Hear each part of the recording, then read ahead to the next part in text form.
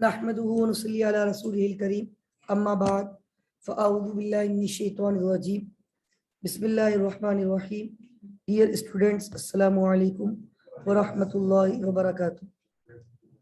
आज इंशाल्लाह इन्वेंट्री की लास्ट क्लास है और इस टॉपिक को हम आज इंशाल्लाह आसानी से वाइंड अप भी करेंगे। और प्लान तो मेरा ये है कि क्योंकि आज आखिरी वीक का दिन है, सैटरडे वीकेंड होता है, तो कोशिश यही है कि नेक्स्ट चैप्टर जो है ना वो कमिंग वीक में स्टार्ट किए जाए। प्लान ये है कि बैक टू बैक 3 चैप्टर पढ़ाएं: depreciation, bank reconciliation, inventory valuation. अगर अभी पोर्टल हमारा चलता है तो मैं आपको थोड़ी प्रैक्टिस करवा दूं इन तीनों टॉपिक्स के एमटीक्यूज की, ताकि वो भी रिकॉर्डिंग में आ जाए। मेरा ख्याल है मैंने वो जो ट्रायल बैलेंस का एमटीक्यू सॉल्व किया था वो भी रिकॉर्डिंग में आया है कहीं ना कहीं। ठीक है, so we have to start now. Inventory जब हमने स्टार्ट किया था तो हमने कहा था मेजर हमारा जो कॉन्सेप्ट यहाँ पे या मेजर जो हमने डिस्कस करना है वो ये है, how to calculate value of closing inventory. How to calculate value of closing inventory. असल में क्लोजिंग इन्वेंट्री, एंडिंग इन्वेंट्री, ये एक कट ऑफ डेट की इन्वेंट्री है। कल हमने देखा ये सवाल बल्कि मैं आपके सामने रखता हूं, दिस वन मुबश्शिर, इसकी कट ऑफ 1 महीने बाद नहीं आई थी, इसकी कट ऑफ 6 महीने बाद, कट ऑफ साल के बाद भी आ सकता है। नॉर्मली जो हमने सवाल देखे ज्यादातर उसकी कट ऑफ मंथ के एंड पे आ रही है। मंथ के एंड पे हम जो है ना वो अपनी इन्वेंट्री की वैल्यूएशन करते हैं कि सपोज करें ये आपका एक इन्वेंट्री रूम है और ये सारी क्या पड़ी गई यहाँ पे इन्वेंट्री, और ये आज वैसे भी कट ऑफ डेट आ गई, आज 30 अक्टूबर है। नो डाउट कि कल लास्ट डे, लेकिन tomorrow is a holiday, Sunday तो सब जगह ही ऑफ होता है। तो आज हमारी कट ऑफ डेट है। आज हमने देखना यार ये जितनी भी इन्वेंट्री नजर आ रही है इन सबकी क्या वैल्यू है, इन सबकी क्या कॉस्ट है। Cost of ending inventory, value of ending inventory, cost of closing inventory, value of closing inventory. Inventory को स्टॉक भी कहते हैं, मर्चेंडाइज भी कहते हैं, गुड्स भी कहते हैं, बताया था मैंने सारी बात। तो इन्वेंट्री की क्लोजिंग वैल्यू को कैलकुलेट करने के लिए we have 2 system, perpetual, periodic. Under perpetual how many methods are there? 2. कौन से?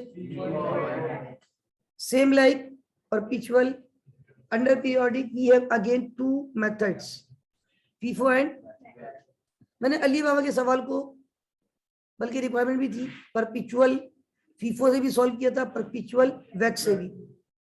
फिर अगले दिन नाजिम का सवाल किया था, वैक की रिक्वायरमेंट थी लेकिन मैंने FIFO भी समझा दिया था।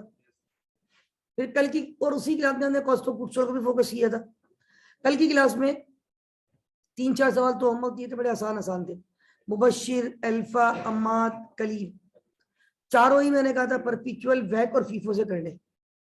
फिर हमने कल की क्लास में खास तौर पे ये सवाल जो स्क्रीन पे नजर आ रहा है, मुबश्शिर ट्रेडर्स, इस पे वैल्यू ऑफ एंडिंग इन्वेंट्री पे बात की, कॉस्ट ऑफ गुड्स सोल्ड या कॉस्ट ऑफ यूनिट सोल्ड पे बात की, और फिर अगला स्टेप क्या कैलकुलेट करना सीखा था, gross profit. Sale minus cost of goods sold is equal to gross profit. ये सवाल मैंने सॉल्व किया था, ये स्क्रीन पे आपको नजर आ रहा है, ये कॉस्ट ऑफ यूनिट सोल्ड, वही cost of goods sold, ending inventory, gross profit. फिर मैंने ग्रॉस प्रॉफिट मेथड से भी किसकी कैलकुलेशन सिखाई, एंडिंग इन्वेंट्री। वो आपको सेल बता देगा, ओपनिंग इन्वेंट्री बता देगा, परचेज बता देगा, लेकिन फिर 3 चीजें क्वेश्चन मार्क आ जाएंगी, ending inventory, cost of goods sold, gross profit. Ending inventory पता चल जाए तो क्या आ जाएगी, cost of goods sold. Cost of goods sold आ जाए, सेल मौजूद हो तो क्या आ जाएगा, लेकिन हम रिवर्स आ रहे थे। क्यों? उसने आपको किसकी परसेंटेज दी, सेल पे लगाई आपने परसेंटेज, 8 लाख पे 25%, 2 लाख रुपए की ग्रॉस प्रॉफिट। सेल और ग्रॉस प्रॉफिट का difference cost of goods sold. बार बार मैं कहता हूँ cost of goods available for sale कितने हिस्सों पे डिवाइड हो जाता है? कुछ, सुभान अल्लाह, और कुछ। अगर आपको ये पता चल जाए कितना बिक गया तो डिफरेंस से बच गया, या आपको ये पता चल जाए कितना बच गया तो डिफरेंस से पता चल जाएगा कितना, सुभान अल्लाह। ये इसका कॉन्सेप्ट था। उसके बाद मैंने कल एक कॉन्सेप्ट और ऐड किया था आखिर में जाते हुए। ये असल में कॉन्सेप्ट जो है ना आपका एमसीक्यूज में डिस्कस होगा, लेकिन जब आप इंशाल्लाह बड़े हो जाएंगे और financial accounting and corporate reporting पढ़ेंगे वहां पे ये कॉन्सेप्ट आपको बहुत ज्यादा डिस्कस, वहां ये बहुत ज्यादा एग्जामिन होता है ये वाला concept. This is known as inventory recognition criteria. Inventory recognition as per, very good, as per IS2 के मुताबिक इन्वेंट्री को रिकॉग्नाइज करने का तरीका, देखिए कॉस्ट तो मौजूद होती है आपके पास, ये इन्वेंट्री आधा मौजूद, कुल्लू मौजूद, और मोबाइल दिखाइएगा, ये मोबाइल है ना, ठीक है, ये है इन्वेंट्री, सही है। सपोज करें मैं मोबाइल बेचता हूँ तो ये मोबाइल मेरे लिए क्या हो गया, इन्वेंट्री। ये मोबाइल जो है बेसिकली मेरे पास इन्वेंट्री पे है तो इसकी कुछ ना कुछ तो कॉस्ट है ना, ये फ्री में तो नहीं लिया भाई। ये मैंने सपोज करें कि 20,000 का लिए, सही, 20,000 का लिए, ठीक है, कितने गए? अच्छा, अब मैं क्या 18,000 का बेचता हूँ, 22,000 23,000 मिनिमम में फौरन 22,000 23,000 का बेचते हैं, ठीक है। तो cost plus profit is equal to selling price. तो IS कहते हैं जो सेलिंग प्राइस है ना वो है NRV। क्या है वो? Net realisable value. आज मैं थोड़ी सी NRV पे फर्दर गुफ्तगू करने की सादत हासिल करूंगा। तो what is NRV? Before going मैं यहाँ पे NRV की जो डेफिनेशन है वो पेश कर देता हूँ। मेरे पास हैंड आउट में हाजा मौजूद, जो मैं FSCR में पढ़ाता हूँ, वहां चूंकि ये टॉपिक डेप्थ से पढ़ाया जाता है तो वहां पे what is the definition of NRV, ये यहाँ पे आपको नजर आएगी। Yes, this is NRV, net realisable value. ये जो NRV है ना जिसको हम कहते हैं नेट रियलाइजेबल वैल्यू, इसकी डेफिनेशन है, मैं एक मिनट स्क्रीन पे कॉपी करता हूँ ताकि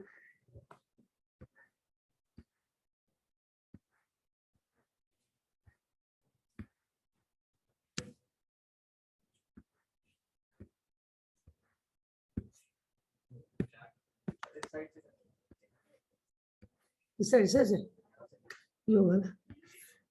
चलो okay, please come to the point.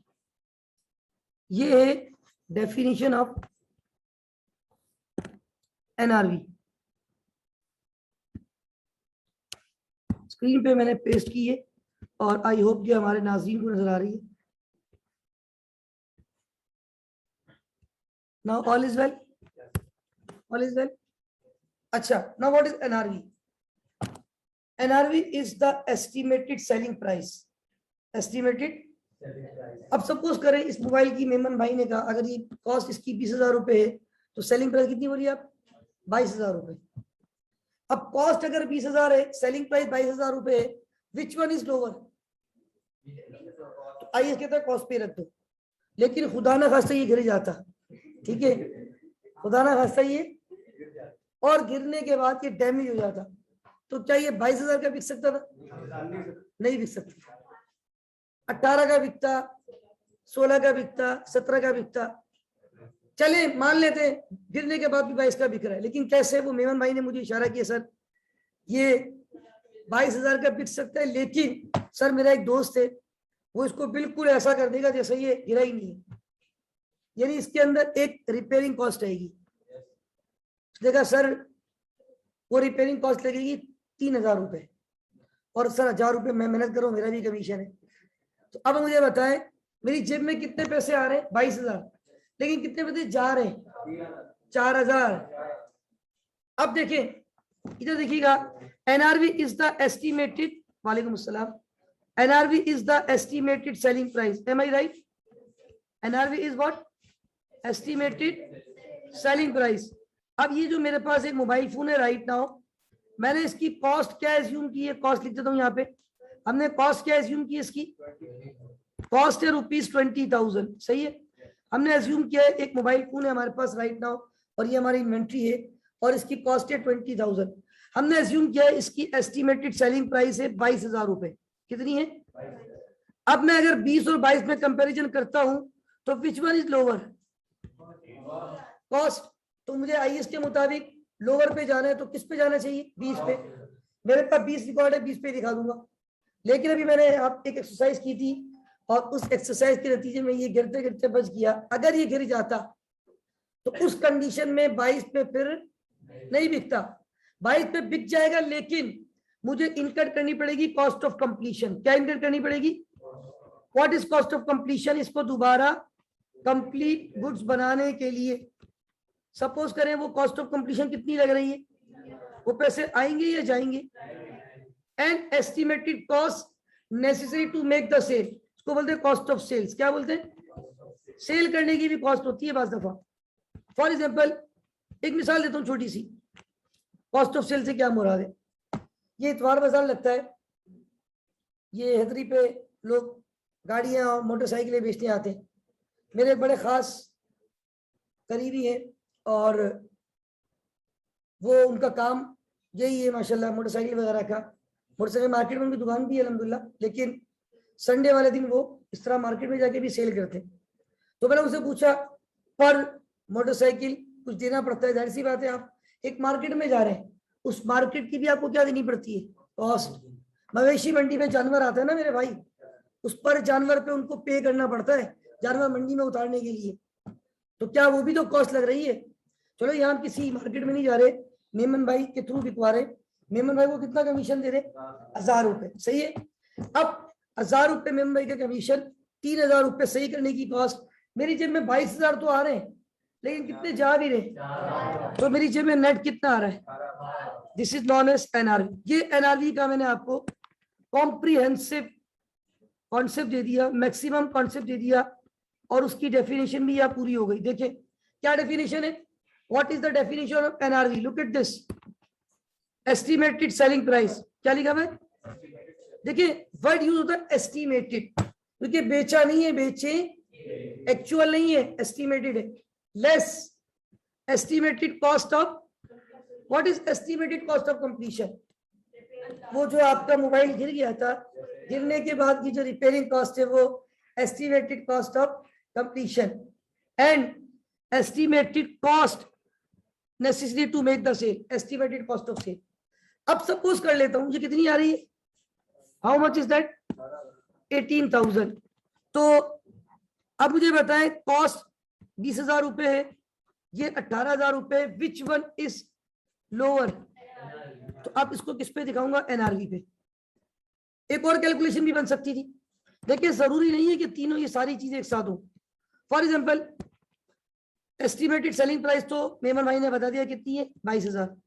वो जो मेमन भाई का दोस्त है वो कितने पैसे ले रहा है सही करने के? 3,000 रुपए तो उसको भी देने, सही है।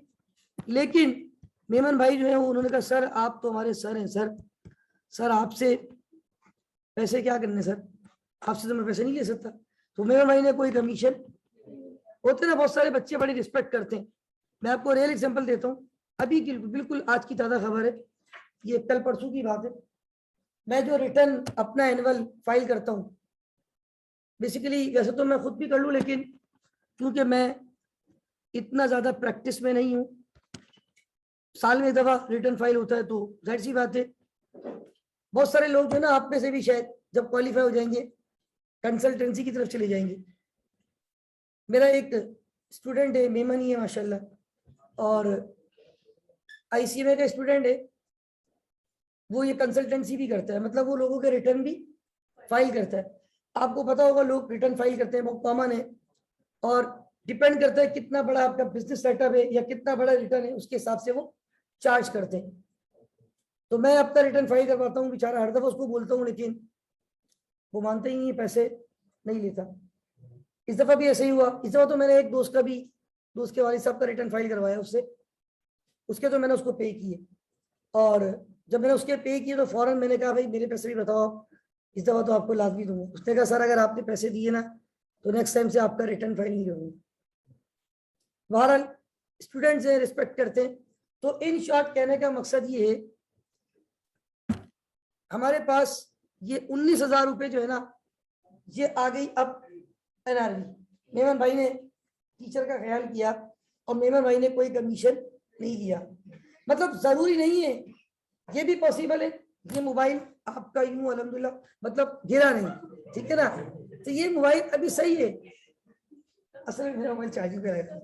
ये मोबाइल जो है ना बिल्कुल सही है और अभी ये गिरा नहीं है, तो इसका मतलब है ये 22,000 का बिक जाएगा। तो इसका मतलब है there is no cost of completion.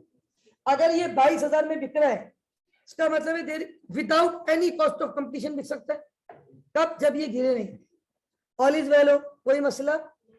22,000 का बिक किया, तो फिर एनआरवी कितनी थी? 22,000। उस वक्त कॉस्ट ऑफ कंप्लीशन क्या थी? नहीं, कॉस्ट ऑफ कंप्लीशन 0, मेमन की कॉस्ट 0, कॉस्ट ऑफ सेल भी नहीं थी। लेकिन दूसरी कंडीशन ये गिर गया, गिरने के बाद 22 का बिकेगा उस कंडीशन में जब इसको सही करवाने की कॉस्ट कितनी लगी थी? वो हमने माइनस की। एक बंदे को कमीशन देना था कितना? 1,000 रुपए, वो माइनस किया तो कितने जेब में आ रहे थे? अब 18 और 20 को कंपेयर करो, विच वन इज लोअर? सही है। और अगर मैं 20 और 22 को कंपेयर करता जब कुछ भी मसला नहीं था, 20,000 पे जाता। अब मैं 20 और 19 को कंपेयर कर रहा हूं, मेमन ने कमीशन छोड़ दिया है जी 19,000। दोनों अगर बराबर आ जाए तो फिर तो कुछ भी मसला ही नहीं, फिर तो all is well. But paper में नॉर्मली आपके लेवल पे अगर ये आया, जिस तरह वो एक सवाल मैंने कहा है कि मॉक में भी है, हो सकता है वो 2 प्रोडक्ट दे देगा और वहां वो ये खेलेगा, क्या करेगा वो? एक की क्या कम कर देगा? कॉस्ट। एक की क्या कम कर देगा?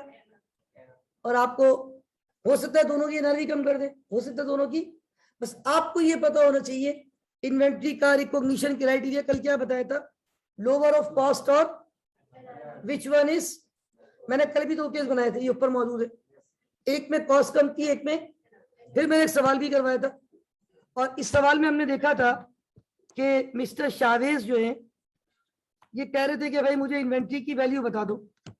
अब इसकी इन्वेंट्री का जो टोटल हम करेंगे, 3 प्रोडक्ट थी, तो क्या तीनों की कॉस्ट का टोटल आंसर दे देंगे? वो तो टोटल हुआ है। क्या एनआरवी को प्लस करेंगे? किस पे जाएंगे? मतलब अगर आप चाहे ना यहाँ पे कॉलम बनाए लोअर, और आपने कहा पहले में लोअर क्या है? 230, दूसरे में लोअर क्या है? 156, तीसरे में लोअर क्या है? यानी 2 में लोअर क्या आ गई? कॉस्ट। और 1 में लोअर क्या आ गई? और मैंने आपको ये भी बता दिया था कि क्या वजह है कि आपकी कॉस्ट के मुकाबले में एनआरवी लोअर हो जाती है। So many reasons are there. आपकी इन्वेंट्री आउट ऑफ फैशन हो जाती है, आउट ऑफ सीजन हो जाती है, आउट ऑफ स्टॉक हो जाती है, नेट टू एक्सपायर हो जाती है, मार्केट में उसका अल्टरनेटिव आ जाता है, उसका एडवांस वर्जन मार्केट में आ जाता है, तो पुराने मोबाइल की वैल्यू खुद ब खुद ही उसकी प्राइस नीचे आ जाती है, एनआरवी कम हो जाती है। कितना आ रही है? प्रेस कर दो, ये आपका आंसर है, प्रेस कर दो जी। श्योर? 68900।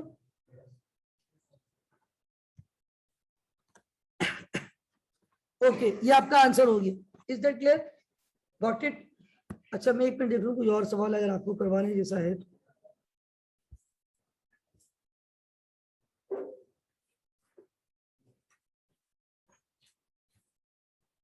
चलिए छोटा सा ही सवाल है ताकि आपका कॉन्सेप्ट और बन जाए। एक सवाल आपको और करवा देता हूं। ये छोटा सा एक सवाल, ये भी है तो वैसे ऊपर के लेवल का।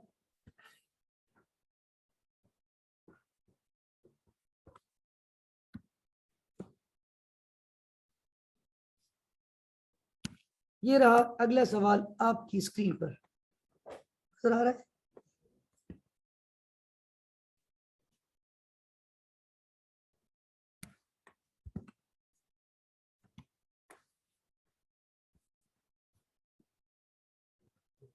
स्टूडेंट्स इधर देखिएगा प्लीज। यहाँ पर एक और सवाल सॉल्व कर रहे हैं हम लोग। अनदर क्वेश्चन इज देयर और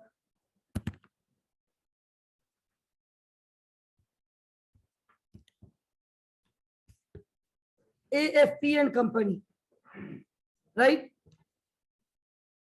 AFP एंड कंपनी। और इस सवाल में आपको बताया जा रहा है, नजर आ रहा है सबको, all is well, all is well. AFP and company has inventory on hand at the end of the year December 31st 2011। कितने प्रोडक्ट्स इनके पास? दो। एक का नाम क्या है और दूसरे का नाम? एक के यूनिट कितने और दूसरे के यूनिट कितने? मटेरियल कॉस्ट और प्रोडक्शन कॉस्ट, इन दोनों को प्लस करो तो टोटल कॉस्ट आती है। मटेरियल कॉस्ट, भाई क्या मटेरियल से बैग बन जाएंगे या मटेरियल में प्रोडक्शन होगी? लकड़ी से क्या कोई यूं करते फर्नीचर बन जाता है? लकड़ी मटेरियल है, इसको किस में कन्वर्ट करना होता है? फिनिश गुड में। तो कौन सा प्रोसेस होता है? तो ये बताए, आपके पास दो आइटम है, देखिएगा मैं इसको थोड़ा सा आपको बताता हूं। Number one is, item number one is SC suitcase, not standard chartered. HB not Habib bank, this is handbags, right?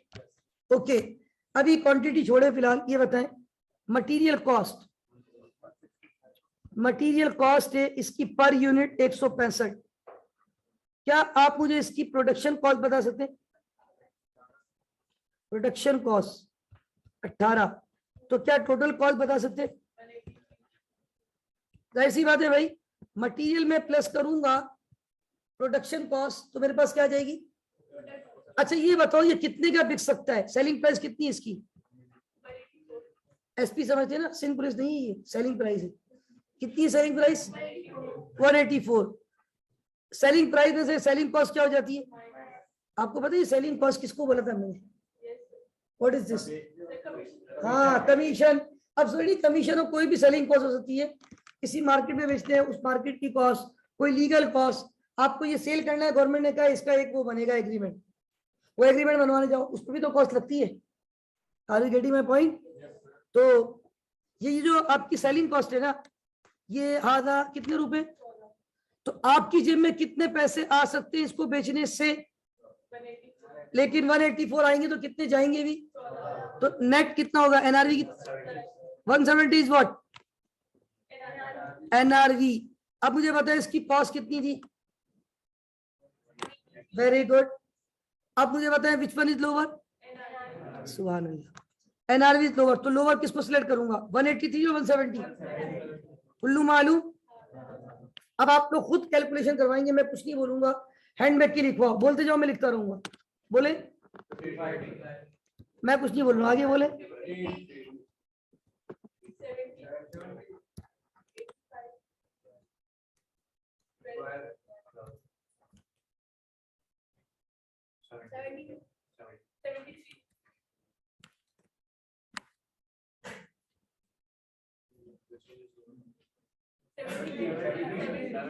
Seventy, यानी एक में लोअर क्या आ गई? कॉस्ट। एक में NRV लोअर आई और एक में कॉस्ट लोअर आई। अब मैं यहाँ पे, ताकि ये सर्कल करूं आपको याद रहेगा, एक में लोअर आई थी हमारे पास NRV और एक में लोअर आई हमारे पास कॉस्ट। अब आप देखिए, मैंने लोअर को सिलेक्ट किया। अब मैं क्या करूंगा, मेरे पास जो यूनिट्स है ना, सूटकेस के कितने यूनिट है और हैंडबैग के कितने यूनिट है? इनको किससे मल्टीप्लाई करूंगा बताएं? Very good, 170। और मतलब जिसको हमने मान लिया ना लोअर, वो हमारे लिए एक्चुअल है। और दिस इज 330 जी भाई, into 170 into 70, how much is that? 76,500 और 23 कुछ है शायद। ओके, 99,600 कितना हो गया? 99,600। आपकी इस सवाल में क्या रिक्वायरमेंट थी, पहले जरा वो देख ले।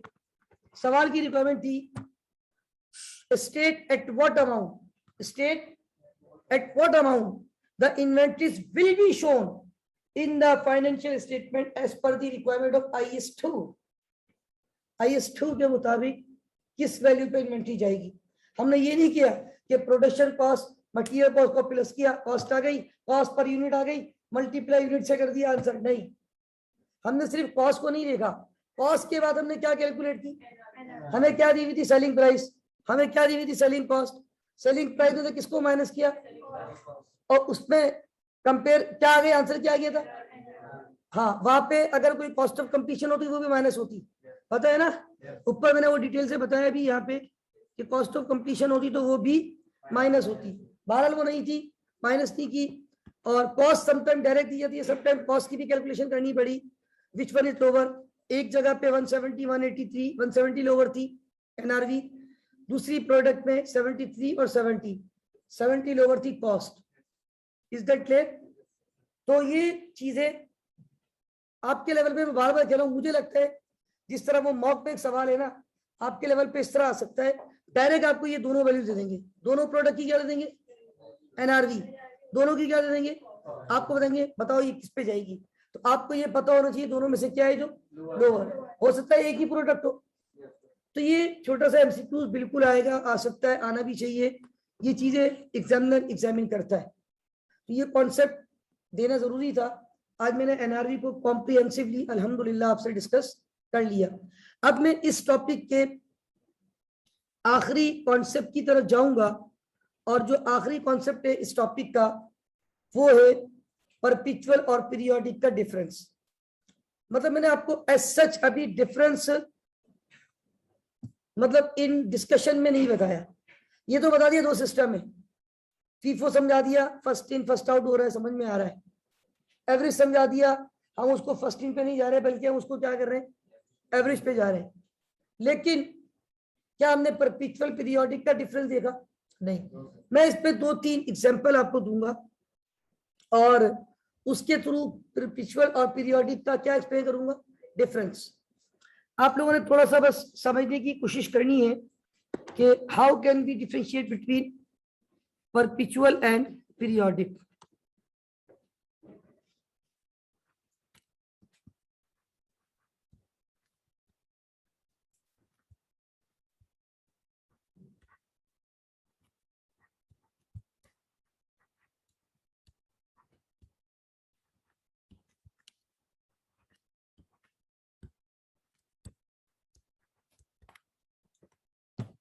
Difference between perpetual and periodic, ये जो परपेचुअल और पीरियोडिक का डिफरेंस है ये हमने डिस्कस करना है।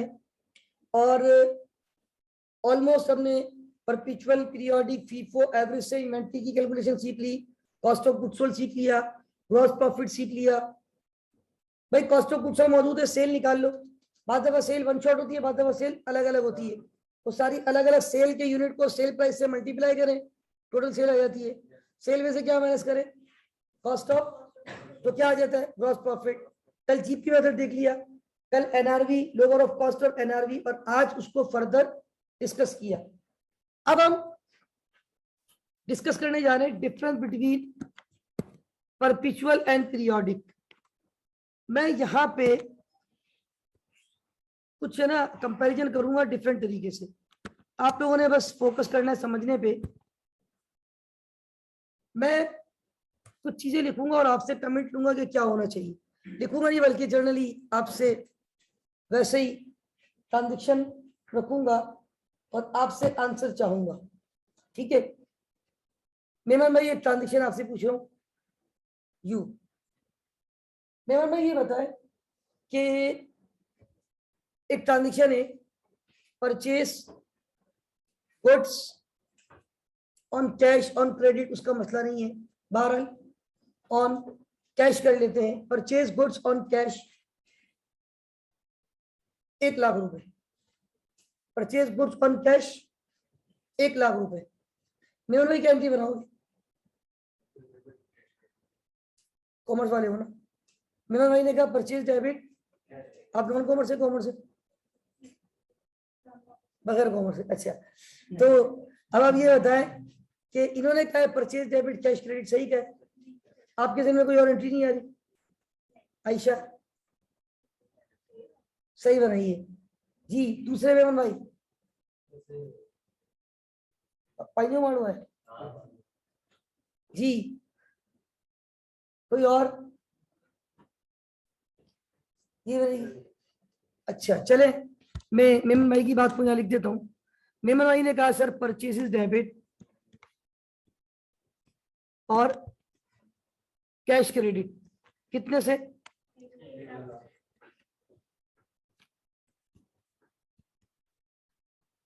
अगर मैं कहूं कि ये किसी और तरीके से भी रिकॉर्ड हो सकती है,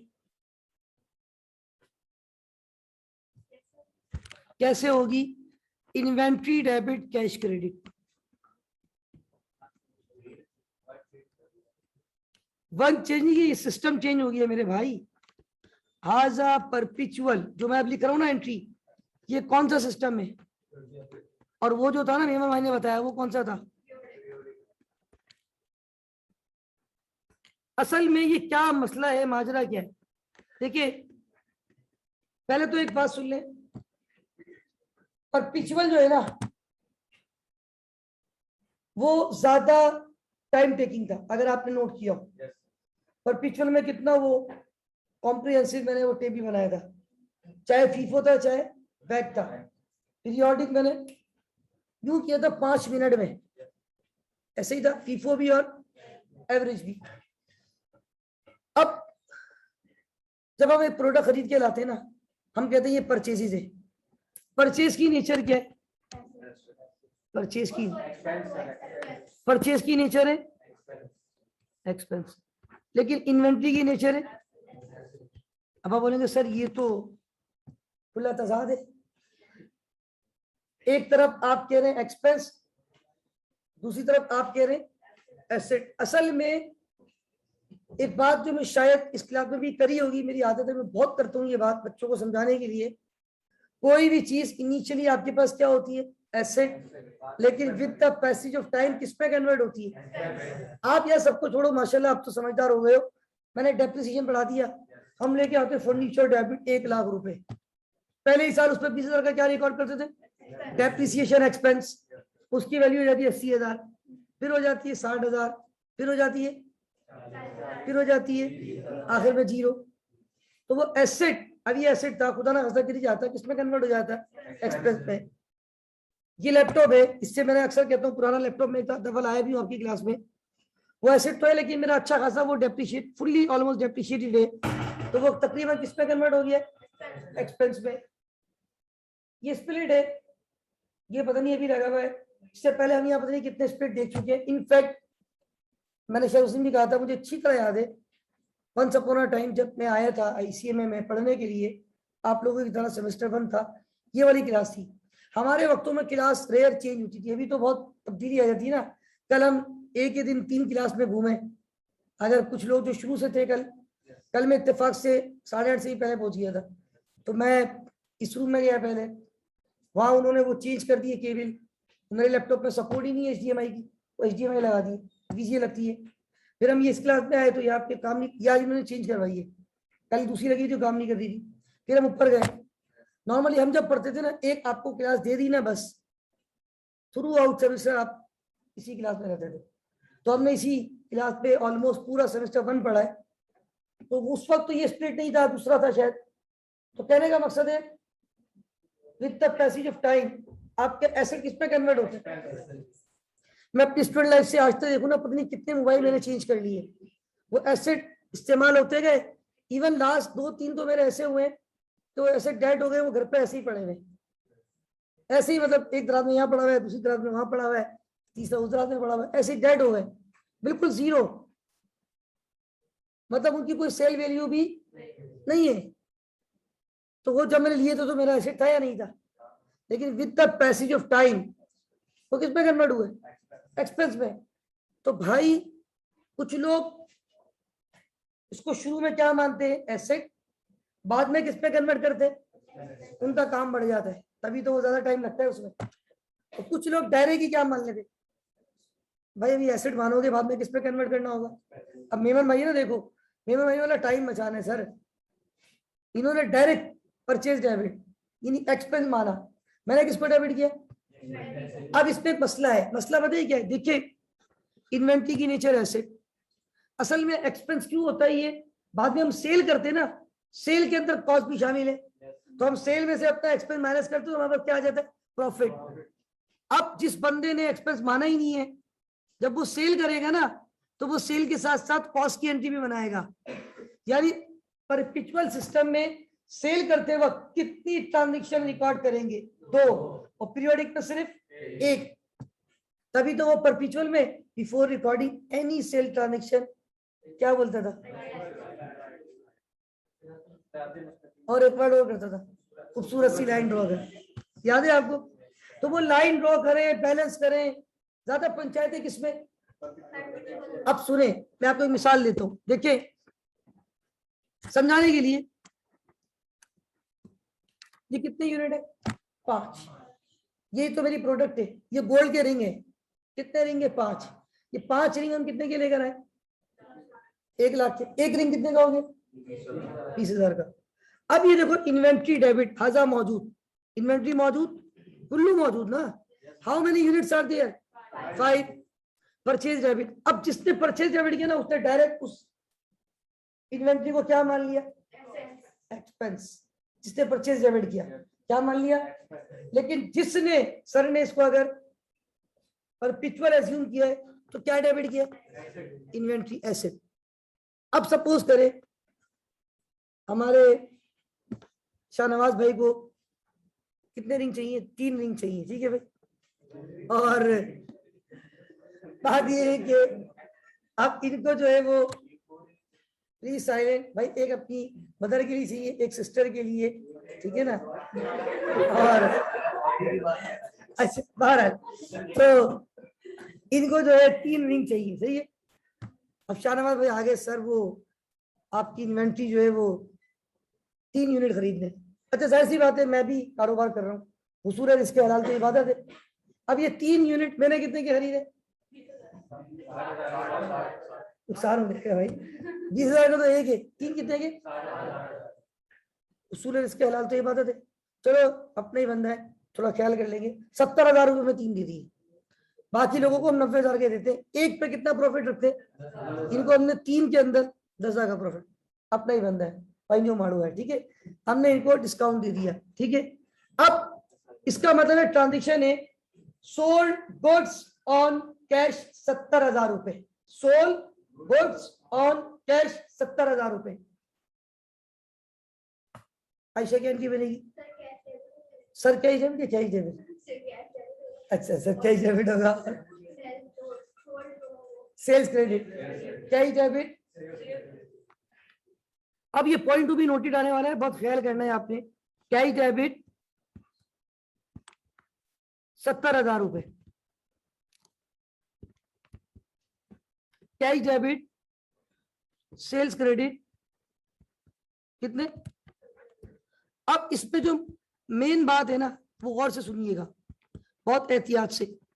देखिए इसमें से कितने यूनिट चले गए, 1 2 3, ये 3 यूनिट मैंने किसको भेजी, शाहनवाज भाई को।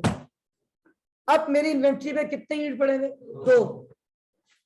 पहली बात तो ये सुन ले, हम डिस्कस करने जा रहे हैं difference between perpetual and perpetual system में इन्वेंट्री खरीदते वक्त परचेज को डेबिट किया जाता है, सॉरी पीरियोडिक सिस्टम में परचेज की ट्रांजेक्शन रिकॉर्ड करते वक्त परचेज के टाइटल को डेबिट किया जाता है। परपेचुअल सिस्टम में इन्वेंट्री परचेज करते वक्त कौन सा टाइटल, पहले तो डिफरेंस ये हो गया था। सेल की ट्रांजेक्शन में कोई डिफरेंस नजर आ रहा है, आप वो करूंगा ना वही तो करना है, अभी का सब नजर आ रहा है। ये सर्टिफाइड मेमन है, पक्का मेमन है, ठीक है। असल में पता है कि मेमन यही सोचता है, यही तो आप लोग मैं अक्सर समझाता हूँ बच्चों को, बोलता हूँ कुछ चीज समझ नहीं है ना, थोड़ा मेमन बन के सोचो क्या आ रहा है क्या जा रहा है। ये मेमन लोग माशाल्लाह ना बड़ा इनका कारोबारी माइंड होता है और होना भी चाहिए। बहरहाल अब इनफैक्ट बात ये है, वैसे भी आपको सेल की ट्रांजेक्शन में कोई फर्क नजर नहीं आ रहा ना भाई, cash debit sales credit, cash debit sales credit. अब जो बंदा दूसरा मेमन जो है जिसने डायरेक्ट परचेज पर डेबिट किया था वो तो अपना एक्सपेंस पहले ही बुक कर चुका है, हमने तो एक्सपेंस बुक ही नहीं किया, डायरेक्ट सेल रिकॉर्ड कर दी, तो क्या ये पूरा 70,000 रुपये प्रॉफिट है मेरा, नहीं। अब सुने, सबसे बड़ा इशू तो ये आएगा, मेरा इन्वेंट्री का लेजर जो है ना, लेजर, वो कौन से सिस्टम में बना हुआ है, परपेचुअल में या पीरियोडिक में? हाँ, इन्वेंट्री का लेजर किस में बना हुआ है? इन्वेंट्री के लेजर का आंसर कितना आ रहा होगा? 1 लाख। अभी आंसर कितना आ रहा है? अच्छा, मैं गया स्टॉक हाउस, मैंने देखिए कितने यूनिट पड़े, तो ये क्या हुआ, ये 1 यूनिट पे लिखा हुआ है कोड वर्ड में, मैंने कितने का खरीदा हुआ है? 2 कितने के हो गए? लेजर बोल रहा है कितने का स्टॉक होना चाहिए? मैं बोलूंगा मुझे लग रहा है मेरा स्टाफ जो है चोरी कर रहा है, हालांकि मैं अपना रिकॉर्ड सही नहीं कर रहा, वो चोरी नहीं कर रहे हैं भाई, रिकॉर्ड में मसला आ रहा है ना। रिकॉर्ड ये बताएं, जब तक मैंने 1 मिनट शाहनवाज भाई को 3 यूनिट नहीं दिए थे, मेरे पास ये कितने यूनिट पड़े हुए थे? 5। और मेरा लेजर कितना बता रहा था? 1 लाख इन्वेंट्री डेबिट, 5 यूनिट। मैं लेजर में लेकर स्टॉक हाउस गया, 1 2 3 4 5, 1 lakh 20 20 20 20 20, all is well, all is well. कितने यूनिट बेच दिए? वो थे 60,000 के, कितने के बेचे? 70,000 के। कैश डेबिट सेल्स क्रेडिट, इस पे तो कोई मसला, लेकिन अब परपेचुअल सिस्टम में एक और एंट्री बनेगी, cost of goods sold debit inventory credit. क्या एंट्री बनेगी? COGS। What is COGS? और वेरी गुड, 60,000। अब ये उस वैल्यू से बनेगी जो मेरी कॉस्ट है, जो मेरा एक्सपेंस है। अब मैं अपने एसेट को कम करके किस में कन्वर्ट करने जा रहा हूं, यानी कितने हजार वाली इन्वेंट्री 70,000 में बेची है। अब मैं देखे, और इस सिस्टम में इसकी कोई एंट्री नहीं बनेगी, ये वाली एंट्री यहां पर नहीं बनेगी, क्योंकि वहां मैंने क्या इन्वेंट्री को डेबिट किया था, तो मुझे इन्वेंट्री को क्रेडिट करने की जरूरत नहीं है। लेकिन यहां तो मैंने इन्वेंट्री को डेबिट किया था, जब तक इन्वेंट्री को क्रेडिट नहीं करूंगा मेरा लेजर, मेरा फिजिकल आंसर से मैच। अब मैं आपको मिसाल देता हूं, अब मुझे बताइए इन्वेंट्री का लेजर क्या बता रहा है? वेरी गुड, क्योंकि इन्वेंट्री का लेजर डेबिट कितने से हुआ था? 1 लाख। क्रेडिट कितने से हो गया? डेबिट में से क्रेडिट माइनस हो गया। अब डेबिट में कितना पड़ा हुआ है? वेरी गुड, मैं लेजर लेके गया स्टॉक हाउस, 40,000, 1 2 2 यूनिट है, एक पे लिखा हुआ 20, दूसरे पे लिखा हुआ 20, कितने हो गए? All is well. लेकिन अब ये दूसरा डिफरेंस आपके सामने आया है। पहला डिफरेंस, एग्जामिनर ये पूछ सकता है एमसीक्यूज में, परचेज गुड्स, क्या डबल एंट्री बनेगी परपेचुअल में? नीचे तो 3 4 एंट्री बना दी, purchase debit cash credit, purchase debit payable credit, inventory debit cash credit, inventory debit payable credit.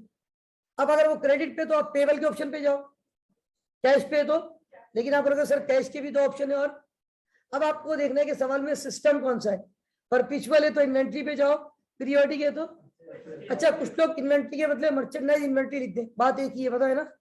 Inventory के बदले क्या लिखते हैं, या खाली मर्चेंडाइज लिखते हैं? मतलब उसके नाम से लिखोगे तो परपेचुअल है, और परचेज के टैक्स से लिखोगे तो पीरियोडिक। अब एक डिफरेंस तो आपको ये समझा दिया, परचेज की ट्रांजेक्शन को रिकॉर्ड करते वक्त पीरियोडिक सिस्टम में कौन सा टैक्स डेबिट होता है, और परपेचुअल में, वेरी गुड, सेल की ट्रांजेक्शन करते वक्त पर पीरियोडिक में कितनी ट्रांजेक्शन बनती है? वेरी गुड, पीरियोडिक में, लेकिन परपेचुअल में 1 for sale, another for cost of goods sold, expense की। कॉस्ट ऑफ गुड्स सोल्ड क्या होता है? एक्सपेंस। अब आप देखिए ना, sale minus cost of goods sold profit, 70 minus 60, 10 का प्रॉफिट। इन्वेंट्री भी सही हो गई। Are you getting my point? अब यहाँ पे 2 ट्रांजेक्शन बनती है, तभी तो हम बार बार, आप मुझे बताओ पीरियोडिक में कोई, मैंने इतनी पंचायतें की थी, पीरियोडिक में वो आपको डायरेक्ट सेल दे देता था, भाई पूरे साल में इतने यूनिट बेचे, खत्म। कल मुबशिर क्या बोल रहा था, इतने यूनिट थे इतने बच गए, बस। हमने बोला अच्छा, इतने थे इतने बच गए, माइनस करो इतने बिक गए। 35,600 यूनिट थे उसके पास 6 महीने के, 14,600 बच गए थे। हमने कहा माइनस करो कितने बिक गए, उसने बोला हमने बाटा रेट पे बेचे 57 रुपए। वहां टेंशन, वहां पे लमसम बस।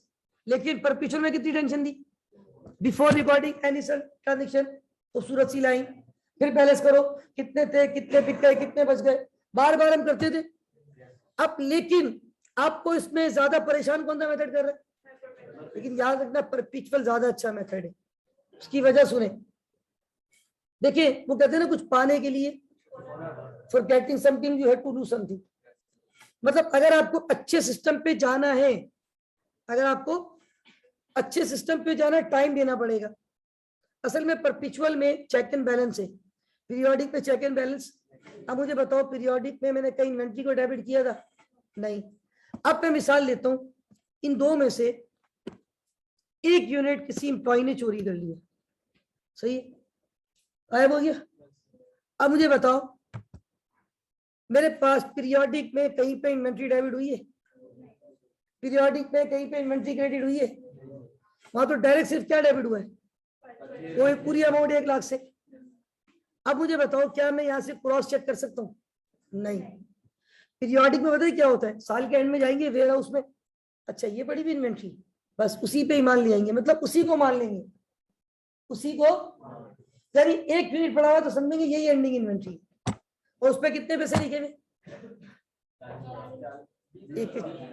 कितने लिखे हुए? हम मान लेंगे यही एंडिंग इन्वेंट्री है।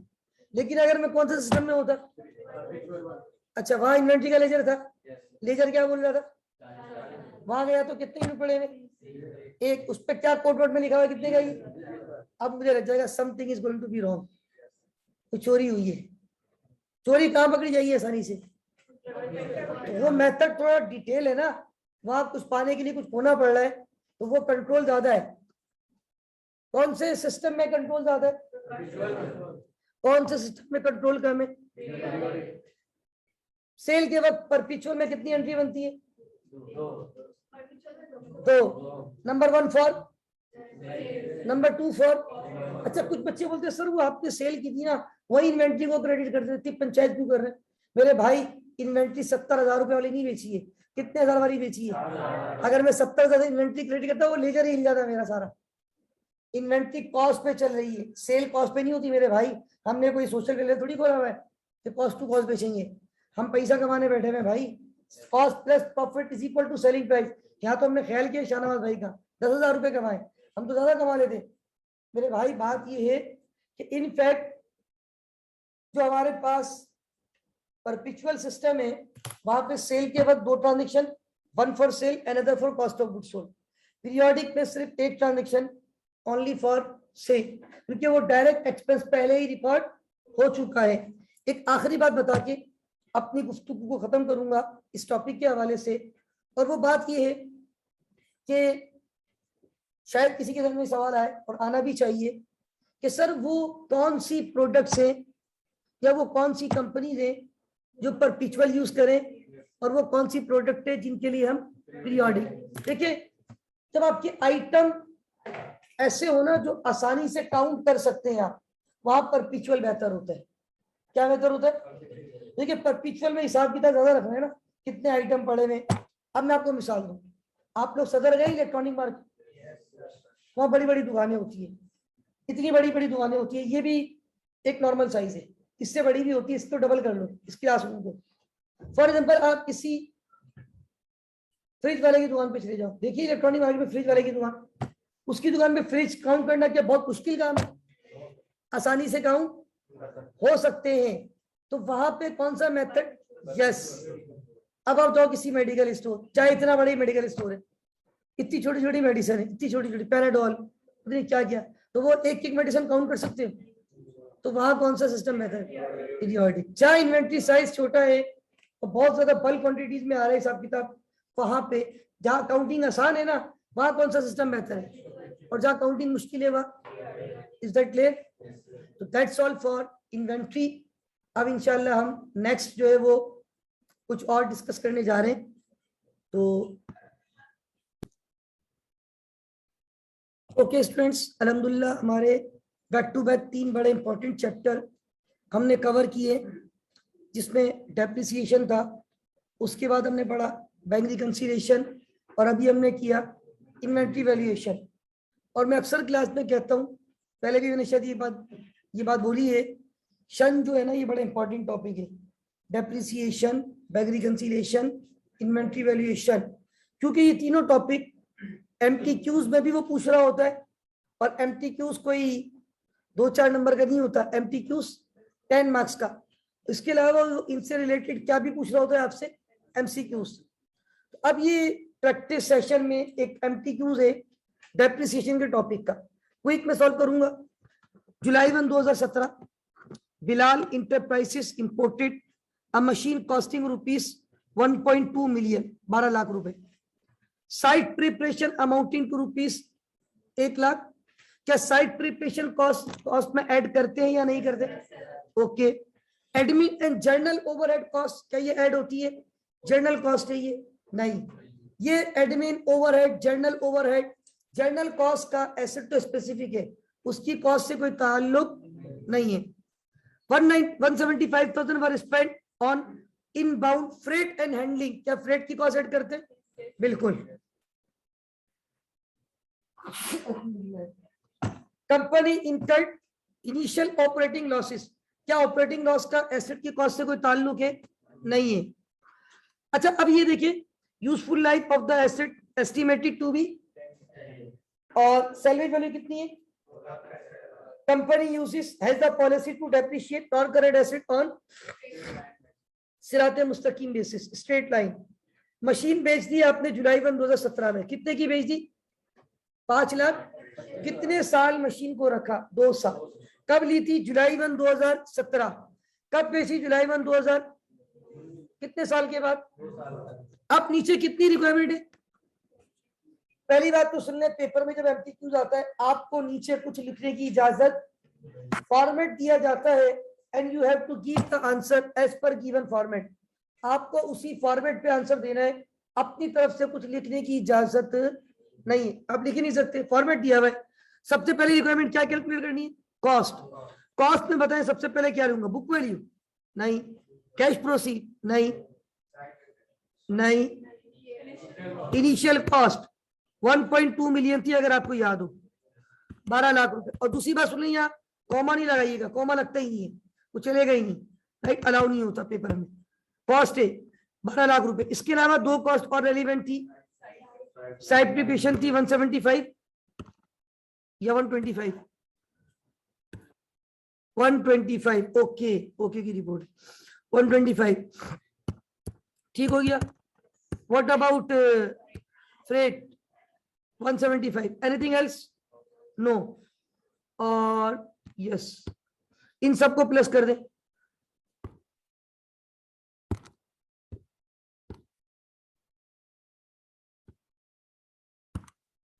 जी प्लस करें।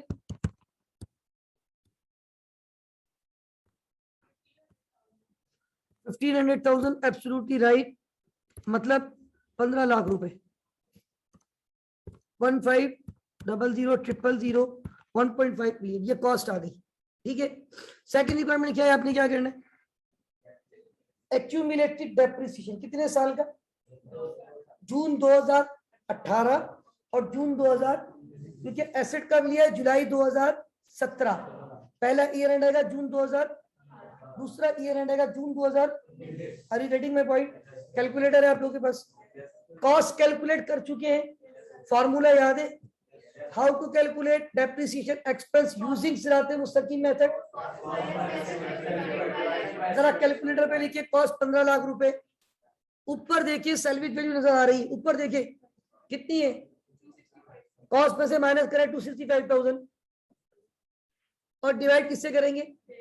Very good, 123,500। ओके, शहादतें मसूल हो रही है 123,500। अब सुने, असल में देखिए एक बात ध्यान में रखें, छोड़ दें अभी आप। अब जो अगली बात कहने जा रहा हूं ना, ये गौर से सुनिएगा। देखिए हम आपको पढ़ाते हैं मैनुअल, पेपर आप देते हैं कंप्यूटर पे, तो definitely there is a difference. Concept में डिफरेंस नहीं होता, प्रेजेंटेशन में डिफरेंट होता है। डिफरेंस किसमें होता है? अब जो वे ऑफ प्रेजेंटेशन है ना, ये पेपर का फॉर्मेट, ये बच्चों को बार दफा कंफ्यूज कर देता है। एक बच्चा आता है बोलता है सर वो पता नहीं फॉर्मेट समझ नहीं आया। मेरे भाई फॉर्मेट को थोड़ा गौर से देखो। अब इधर देखो, आयशा आप इधर देख रहे, ये पहला कॉलम क्या दिया हुआ, किस चीज की लाइन है ये? आपने कॉस्ट जो है ना अपनी, कितनी कॉस्ट है आपकी? 15 लाख रुपए ना, 1500,000 और यहाँ पे भी लिख दी कॉस्ट, कितनी कॉस्ट है? 1500,000। अब उसके बाद annual depreciation for the year ended 2018 का आपने 123,500 कैलकुलेट किया। सिराते मुस्तकीम है तो 2019 का भी कितना आएगा? अगर मेथड कोई और होता तो हम वो निकाल के आंसर दे देते। अब एक है एनुअल और एक है एक्यूमुलेटेड, दोनों में फर्क होता है। एनुअल होता है सिर्फ इस साल का, एक्यूमुलेटेड होता है अब तक का। तो पहले साल में तो पहले साल का ही है सिर्फ, कितना एक्यूमुलेटेड होगा? लेकिन क्या 2 साल के बाद एक्यूमुलेटेड 123,500 है? नहीं, 2,47,000 डबल हो जाएगा ना। 2 लाख 123 123 246 और 5 प्लस करो 247। अब मुझे बात बताए, इधर देखिए, कॉस्ट में से एक्यूमुलेटेड डेप्रिसिएशन को माइनस करें तो बुक वैल्यू आती है। पहले साल के बाद की बुक वैल्यू बताए। 12 ये कौन कितने साल के बाद बता रहे हैं? ये 2 साल के बाद बताई थी आपने, बोले कितनी? 12 अच्छा 1253 ये कितने साल के बाद की है? ये वाली बता रही है 1376। ये कितने साल के बाद की बुक वैल्यू है? आपने 15 लाख में से जब 1,23,500 माइनस किए, 1 साल के बाद की बुक वैल्यू। लेकिन 15 लाख में से 2,47,000 माइनस किए 2 साल के बाद की book value. Got it? Got it? अच्छा अब आ जाए 2 साल के बाद आपकी बुक वैल्यू कितनी आ रही है 2 साल के बाद? अगर इसको मैं वैल्यूज में पढ़ूंगी तो मोबाइल नंबर लग रहा है, आप ऐसे जिस तरह पढ़ रहे हैं। हाँ, असल में इसलिए आपको पता चले फायदा हुआ या नुकसान हुआ है। 12,53,000 ऊपर देखिए बेचा कितने का 2 साल के बाद? 5 लाख। अब आपको बताना है गेन या लॉस ऑन डिस्पोजल। अब इधर देखिए, आपने बोला कि भाई कैश प्रोसीड, कितनी प्रोसीड आई? 5 लाख। 5 लाख और आपकी बुक वैल्यू क्या थी? Book value at dispose 12,53,000। आपको फायदा हुआ या नुकसान? तो इस पे लिखूंगा नीचे वाले में, ऊपर वाले में कितना? 7,28,000। यहाँ माइनस का साइन नहीं लगता, अलाउ नहीं है। लॉस लिखा है वहां पे, माइनस ब्रैकेट कुछ भी अलाउ नहीं है। अब हम इसको चेक करते हैं कि ये हमें कितने नंबर दिए।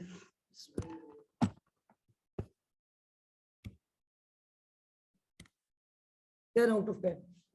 ऊपर देखने नजर आ रहे? Look at this. अब अगर गलती से मैं ये यहां नहीं लिखता, कहा लिख देता? ये 7,28,000 रुपए का गलती से मैंने क्या लिख दिया? अब ये नंबर काटेगा 1 या 2? 8.5 नंबर। कितने नंबर कट गए आपके? आपने मिस्टेक की।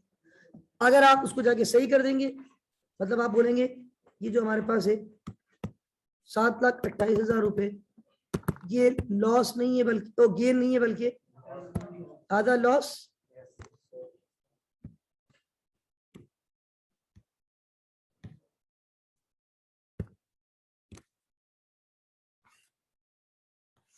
अल्हम्दुलिल्लाह all is well. 10 out of 10। तो ये हमने कौन से टॉपिक का एमटीक्यूज किया? अब हम यहां से पॉइंट करेंगे एग्जाम्पल। मैं अब अगले सवाल की तरफ जाऊंगा।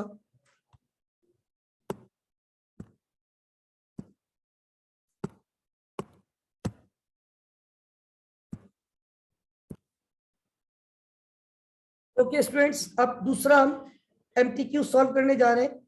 डेप्रिसिएशन के बाद कौन सा चैप्टर पढ़ा था?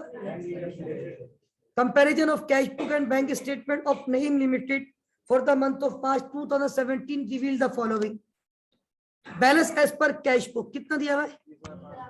आपने ये देखिए बैलेंस का कॉलम में कैश बुक का बैलेंस लिख दिया 20,000 पॉजिटिव है। यहाँ पे ब्रैकेट नहीं लगता, पहले भी मैं आपको बता दूं, वो आपके जहन में होना चाहिए कि माइनस में अगर कोई बैलेंस है, माइनस का साइन अलाउ नहीं होता, ब्रैकेट अलाउ। अब आगे आ जाए, बैंक ओवरड्राफ्ट कितना दिया हुआ है? तो ये 35,000 पॉजिटिव है या नेगेटिव है? लेकिन क्या मैं यहाँ पे माइनस का साइन लगा सकता हूँ? क्या ब्रैकेट लगा सकता हूँ? लेकिन कैलकुलेशन करते वक्त आपके जहन में होना चाहिए ये आंसर, ये किसमें है? वेरी गुड, जल्दी से ऊपर आए। A deposit of ₹54,000 was made on March 31, too late to appear in the bank statement. आखिरी दिन जाके जमा करवाया, अनक्लियर चेक कहां पर ऐड हो चुका होगा, कहां पर ऐड नहीं हुआ होगा। ये देखो ये बैंक बुक का कॉलम है, बैंक स्टेटमेंट का, इसमें ऐड करना है, क्या बुक में ऐड करना है, क्या बुक से लेस करना है, बैंक बुक में ऐड करना है। कितना, क्या लिखूंगा, टाइटल क्या लिखूंगा, deposited but not recorded by the bank, deposited but एक ही बात है ना, कुल्लू सेम डिपॉजिट। भाई जो टाइटल है वही उठाना पड़ेगा, हम अपने से लिख what is this,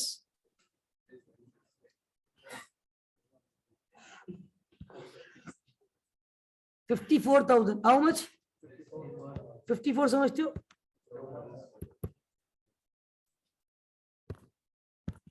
next, outstanding cheques, unpresented cheque कितना है, क्या करना है, less from bank book, less from bank statement या बैंक बुक, बोले। अच्छा मैं बता दूं, ये तो फॉर्मेट है, ये डमी फॉर्मेट है, इन्होंने वर्ड यूज किया बैंक बुक, हालांकि मैंने कहा था बैंक बुक किसका ही नाम है, ये इन्होंने वर्ड थोड़ा सा सही यूज नहीं किया, इनको वर्ड क्या यूज करना चाहिए था। हाँ तो फिलहाल आप लेकिन बैंक बुक को क्या मान रहे हो, बैंक स्टेटमेंट, क्योंकि ये कॉलम बैंक स्टेटमेंट का है, तो ये लेस हो गया यहाँ से, अनप्रेजेंटेड चेक। चलूं आगे, चेक ड्रॉन, ड्रॉन का मतलब लिखा था, इशू किया, वेरी गुड। ड्रॉन का मतलब कितने का इशू किया, गलती से चार्ज बाय द बैंक, गलती किससे हुई है, मैंने चेक कितने का इशू किया, बैंक को मेरे अकाउंट से कितने माइनस करने चाहिए थे, कितने माइनस कर दिए, क्या करेंगे, किसमें, बैंक में ऐड करेंगे। Over statement in the amount bank book wrong, ज्यादा माइनस हो गए, कितने ज्यादा माइनस हो गए, ओके। नेक्स्ट आगे फरमाते हैं, बैंक सर्विस चार्जेस 300 रुपए not recorded by the company, cash book से, क्या कर रहे हो भाई, ये कौन सा बैंक है जो चार्जेस आपको देता है। Next, a cheque for purchase office supplies, a cheque लिखा, क्या परचेज की थी, चेक कितने का था, रिकॉर्डेड बाय द कंपनी, गलती कहां पे हो गई, आपने चेक लिखा है, प्लस किया होगा, माइनस किया होगा, माइनस कितना करना था, माइनस कितना कर दिया, ज्यादा माइनस हो गया 900 रुपए, 900 रुपए क्या कर लूंगा, ओवर स्टेटमेंट कैश बुक में ज्यादा माइनस हो गए थे, कि 900। नेक्स्ट, चेक ₹1100 रुपए घूमने फिरने के खर्चे, नॉट रिकॉर्डेड बाय द, क्या करूं,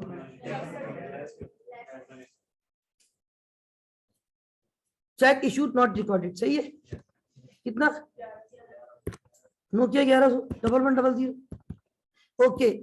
लास्ट, आसिफ आ गया भाई, आसिफ आ गया, अ चेक ऑफ आसिफ लिमिटेड 8000 रुपए mark NSF not sufficient fund, ओहो आसिफ मैंने चेक दिया था, चेक बाउंस आ गया, रिटर्न हो गया, डिसऑनर, उसके अकाउंट में पैसा, चलो अभी मरदबाश मिला, इंशाल्लाह पैसे आ जाएंगे, टेंशन नहीं है। अच्छा भाई 8000 रुपए लेस फ्रॉम डिसऑनर NSF, कितना था, अच्छा अब जरा जल्दी से ये प्लस माइनस कर दो। एक बात में, अब ये देखिए, अगर मैंने भी टोटल नहीं किया ना, उसमें सबमिट करके दिखा रहा हूँ, चेक करना है, मार्क्स कम दिखा, कितने मार्क्स दे रहे हैं, इसका मतलब हमने सब कुछ सही कैसे बैलेंस करेंगे, इंशाल्लाह मार्क्स आ जाएंगे। अभी इधर आ जाए please, this look at this.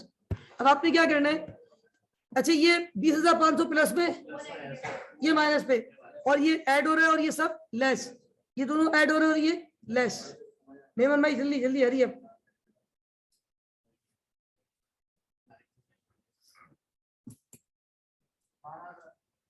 कौन सी तरफ,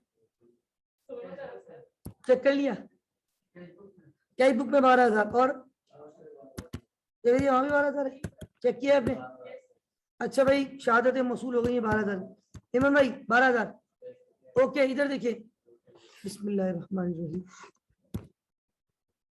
अल्हम्दुलिल्लाह 10 आउट ऑफ 10, ठीक है। तो ये हमने एक और एमसीक्यू सॉल्व किया जो कि था आपके पास कौन सी, बैंक, ठीक है।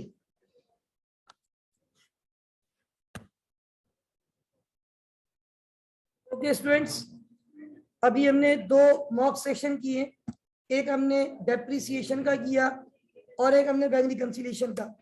वैसे तो हमें आज इन्वेंट्री वैल्यूएशन का भी मॉक का प्रैक्टिस क्वेश्चन करना था, लेकिन इस वक्त बेसिकली थोड़ा सा मसला ये आ रहा है कि हमारे पास जो है ना वो एक तो टाइम भी कम रह गया है और अभी वो मॉक सेशन में वो सवाल आ नहीं रहे सामने, क्योंकि जब मॉक सेशन को हम चेंज करते हैं तो क्वेश्चन एमसीक्यूज के चेंज हो जाते हैं। लेकिन मैंने 6-7 दफा भी आपके सामने किया है, वो सवाल है, एक सवाल बड़ा स्ट्रेट है, फॉर्मेट दिए हुए, और मैंने पढ़ाया जिस तरीके से थोड़ा सा डिफरेंट फॉर्मेट से वहाँ सॉल्व होगा, लेकिन कॉन्सेप्ट अगर आपका बना हुआ है वही 2-3 चीजें निकालनी है, एंडिंग इन्वेंटरी निकालनी है, कॉस्ट ऑफ गुड्स सोल्ड निकालनी है और ग्रॉस प्रॉफिट निकालना है। तो कैलकुलेशन आपको आती है, खासतौर पर बशीर वाला सवाल उस टाइप का सवाल है, कोई मसला नहीं है, हम बाद में इंशाल्लाह उसको देख लेंगे। That's all for today. अल्लाह हाफिज़ व नासिर, पाकिस्तान जिंदाबाद।